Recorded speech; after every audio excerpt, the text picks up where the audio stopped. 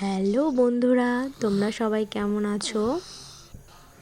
আজকে বাড়িতে গাজরের হালুয়া বানাচ্ছি, তো ভাবলাম আমার বানানোর পদ্ধতিটি তোমাদের সাথে শেয়ার করি, সেজন্য ভিডিও করে নিলাম। এখানে আমি গাজরগুলোকে ভালো করে ধুয়ে খোসা ছাড়িয়ে নিয়েছি, তারপর সেগুলোকে গ্রেট করে নিয়েছি।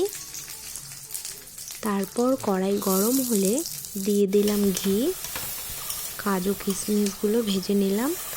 তারপর গ্রেট করে রাখা গাজরগুলো হালকা করে ভেজে নিলাম। গরম করে রাখা পরিমাণ মতো দুধ দিয়ে দিলাম।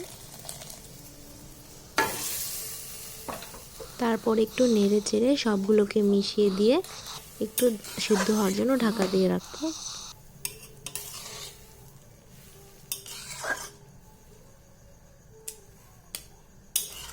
এখানে কিন্তু আমি অনেকটা বড়ও না আবার অনেকটা ছোটও না, মিডিয়াম সাইজের 3টে গাজর নিয়েছি।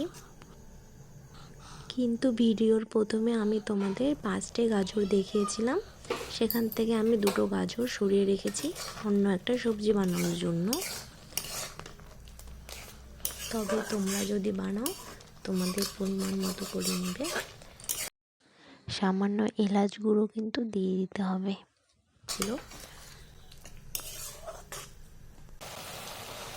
গাজরগুলো এদিকে সেদ্ধ হয়ে গেছে, পরিমাণ মতো দিয়ে দিলাম চিনি। তারপর ভেজে রাখা কাজু কিশমিশগুলো দিয়ে দিলাম। তো এদিকে তৈরি হয়ে গেছে গাজরের হালুয়া। তো ঝটপট প্লেট রেডি করে নিই। আর তোমাদের ভিডিওটি ভালো লেগে থাকলে প্লিজ চ্যানেলটিকে সাবস্ক্রাইব করে দিও। Tata, bye bye.